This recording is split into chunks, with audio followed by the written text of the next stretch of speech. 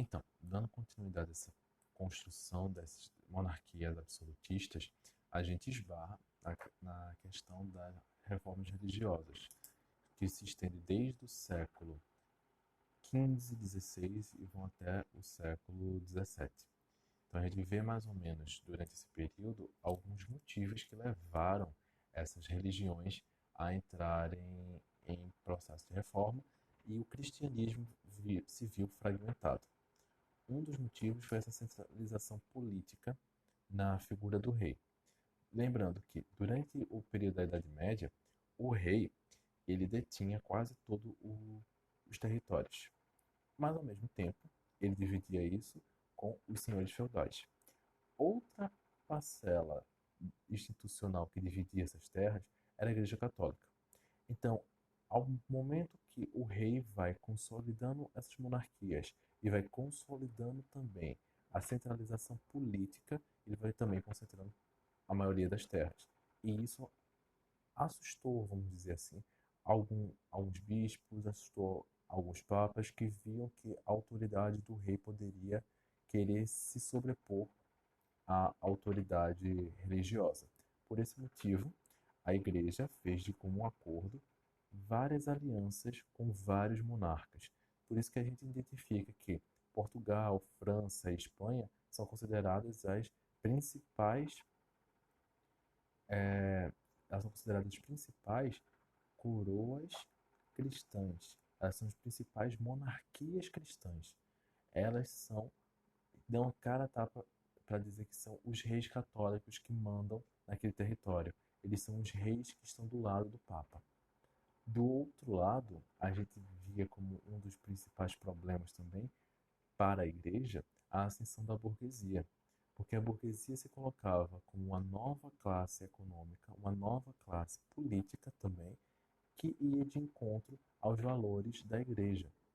Se por um lado a igreja considerava a usura, o que a gente pode considerar hoje como o lucro, como uma forma negativa, e condenava isso, a burguesia dizia que a igreja era hipócrita, porque ela cobrava o que a gente vai chamar de indulgências, venda de artigos para santos, venda de pedaços de santo ou de arte sagrada.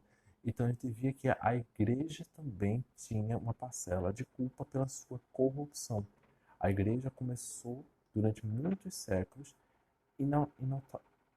intocada. Ela nunca foi questionada, ela nunca se sentiu tão reprimida. Existiram vários movimentos contra a igreja que foram aos poucos sufocados pelo que a gente vai chamar de Inquisição, mas nenhum movimento que fosse tão forte e tivesse apoio das massas tão rapidamente quanto foi as reformas religiosas. E uma das primeiras reformas religiosas que podemos identificar é com Lutero, o luteranismo. A partir de Lutero, no Sacro Império Romano Germânico, ele, enquanto monge agostiniano, começa a questionar tudo o que a igreja daquele momento estava sendo organizada. Ele começa a questionar essa parte das indulgências, que você tinha que vender, comprar uma indulgência para você ter sua alma salva. Ele começa a questionar o próprio celibato, a corrupção interna da igreja, visto que nem todo mundo seguia os preceitos que estavam nos livros ou na própria Bíblia. As pessoas não conheciam o Novo Testamento e Lutero era uma pessoa que já tinha tido contato com o Novo Testamento. Então são várias questões que fazem com que Lutero comece a contestar, a questionar a igreja, mas isso é interessante. Lutero nunca foi um grande, é, um grande reformador. Ele foi um grande reformador. Isso é fato. Mas ele não queria criar uma igreja à parte da Igreja Católica. Ele queria que o Papa entendesse os motivos dele e fizesse uma reforma interna da igreja. Ele não queria criar uma religião. O que forçou ele a criar uma nova religião foram as atitudes do Papa da época. Ele foi expulso da Igreja Católica, ele foi excomungado dessa igreja, foi perseguido por essa igreja. Porém, quando ele era do Sacro Império Romano, os príncipes alemães acolheram ele e protegeram.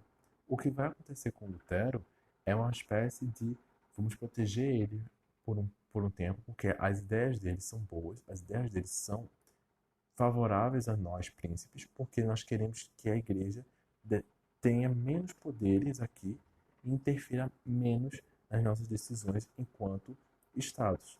Lembrando que o que a gente chama de Sacro Império é a Alemanha.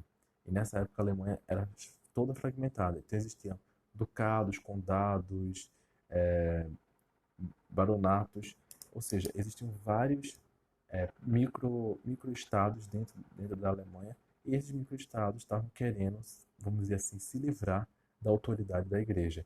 Porque eles se livrando da autoridade da igreja, a igreja se submetendo às vontades do Estado, poderia ter acesso a novos territórios e poderia consolidar melhor cada um dos estados.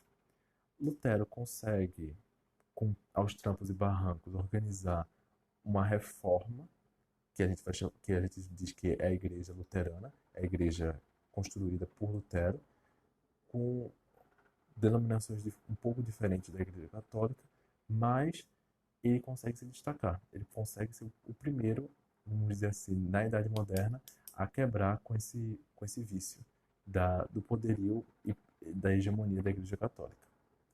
O segundo elemento que a gente consegue identificar de uma reforma religiosa é com Calvino.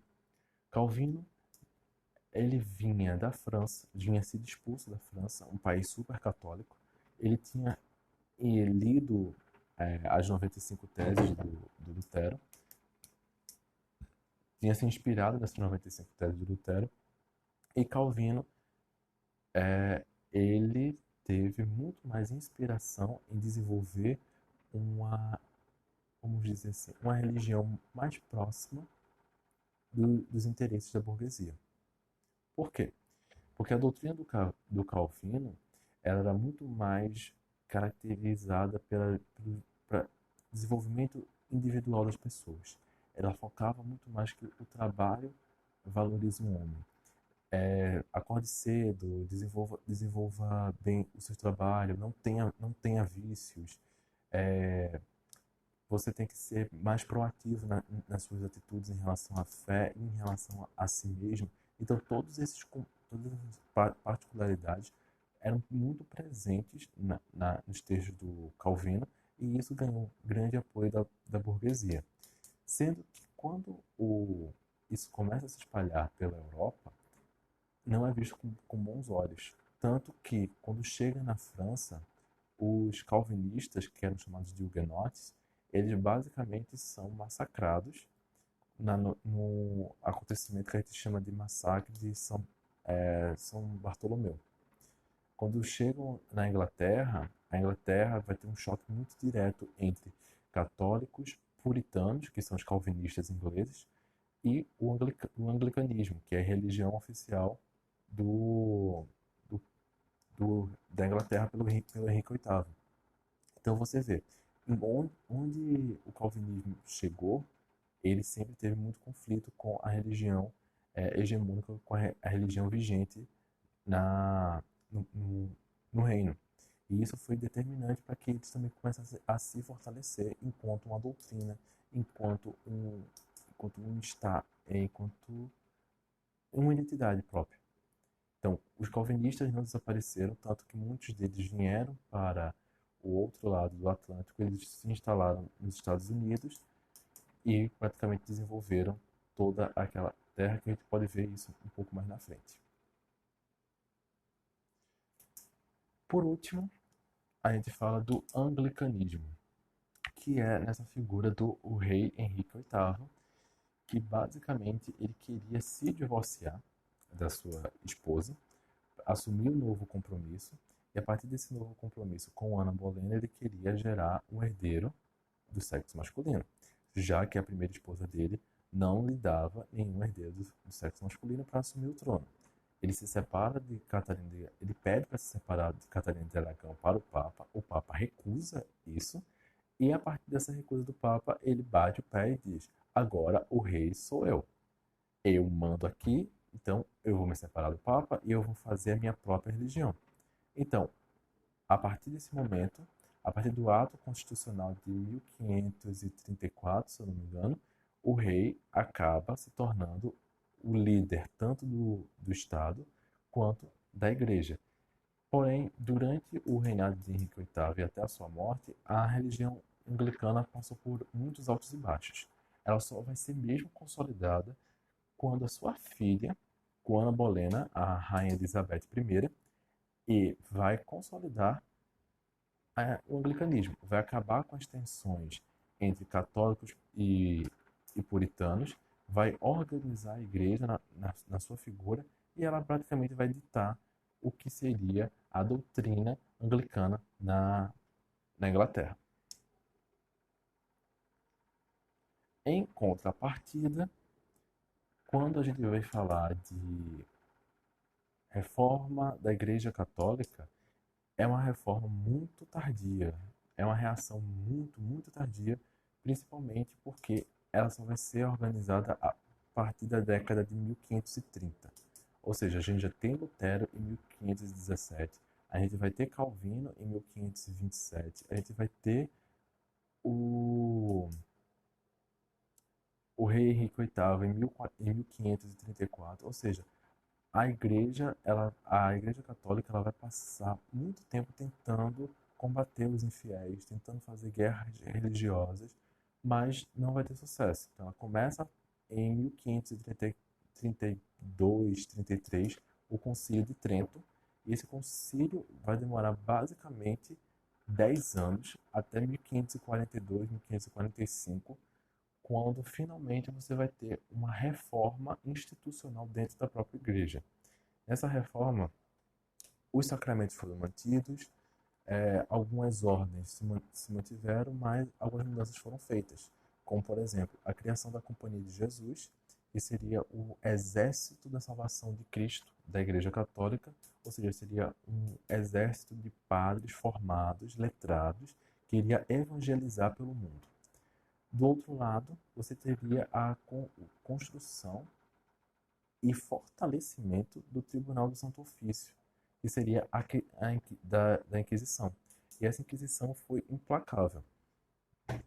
Ela atingiu todos que estavam na Europa, todos aqueles que não eram católicos que estavam na Europa, que poderiam ser condenados por heresia, e também todos aqueles que estavam nas colônias dos reinos europeus, ou seja, Portugal, Espanha e França. Todas as colônias passaram por um processo dinâmico de, dessa Inquisição, principalmente os indígenas e os africanos, e todos aqueles que não se adequavam à religião católica, por exemplo, os judeus e os protestantes. Então a gente vê que, de um lado, você vai ter as reformas religiosas de Lutero, Calvino e Henrique VIII, do outro lado você vai ter a reforma católica, tentando amenizar a perda desses fiéis, tentando, com a Companhia de Jesus, construir novos fiéis, ir atrás de novos fiéis, mas isso só vai causar mais tensões políticas, porque de um lado você vai ter reis católicos, do outro lado você vai ter reis protestantes, e isso vai eclodir no que a gente vai chamar de Guerra dos 30 Anos. E essa Guerra dos 30 Anos, praticamente, foi uma guerra religiosa que dizimou uma boa parcela da população europeia. Tudo porque você precisava impor qual religião ou qual modo de ver de uma religião deveria ser a melhor, ou a católica ou a protestante. Então, gente, seria mais ou menos isso por hoje, esse resumo que a gente fez. Então, a gente traz desde a formação dos Estados Nacionais, passando pelas expansões marítimas e comerciais, entendendo um pouquinho do colonialismo, que a gente vai trabalhar nas próximas aulas de Brasil Colônia, até chegar às reformas religiosas e como é que isso influenciou tanto na formação dos Estados Nacionais como na expansão marítima e comercial no globo. Espero que vocês tenham gostado e bons estudos. Tchau, tchau.